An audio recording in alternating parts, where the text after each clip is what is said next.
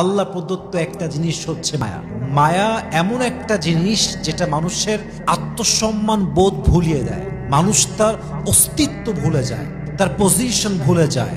মানুষ যখন মায়ায় পড়ে যায়, তার অস্তিত্ব কি, তার ব্যক্তিত্ব কি, তার অবস্থান কোথায়, সে কে, তার পরিচয় কি, মানুষ মায়ায় পড়লে তার সম্মানের কথাও ভুলে যায়। ঠিক কিনা বলেন? কেউ হাজার গুরুত্ব দিলেও তার প্রতি মায়া তৈরি হয় না, আর কেউ হাজার অবহেলা করলেও তার প্রতি মায়াটা মানুষের কমে না। ঠিক কিনা বলেন? এটাই হচ্ছে মায়া। মায়া মায়া পৃথিবীতে এমন এক জিনিস, যে জিনিসটা হাজার চেষ্টা করলেও সহজে আসে না, আবার যখন চলে আসে, মায়া যখন হয়ে যায়, হাজার চেষ্টা করলে ভোলা যায় না, হাজার চেষ্টা করলেও এই মায়াকে মাইনাস করে জীবনটাকে সুন্দর করা যায় না। ঠিক কিনা বলেন? সো আজকের আলোচনার subject matter very important, and the subject is how to overcome illusion. আজকে আমরা জানবো এই মায়া আমরা কেমন করে কাটাতে পারি। বলেন সবাই ইনশাআল্লাহ।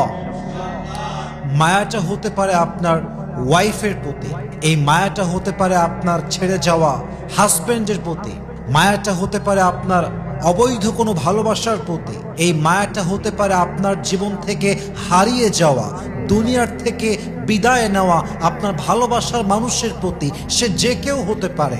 আজকে আমরা সে আমলগুলো জানবো, যে আমলগুলো জানলে আমাদেরকে মায়া দূর করতে সহযোগিতা করবে একজন। আওয়াজ দিয়ে বলেন সবাই, তিনি কে?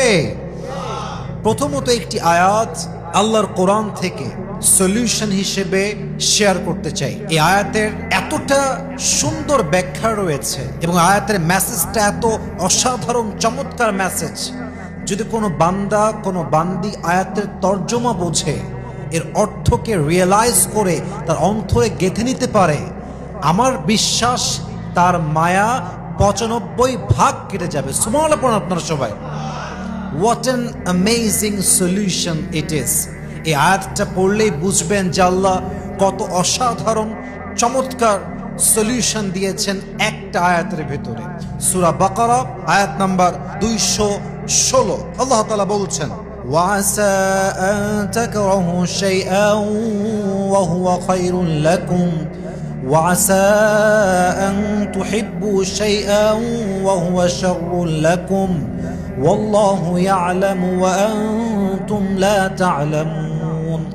আল্লাহ তাআলা বলছেন, মাঝে মাঝে এমন হতে পারে that you may like something, love something and believe it's best choice for you, it's better choice for you, but Allah says in this ayah, you don't know that whether it is best or not, but Allah knows it's not best for you.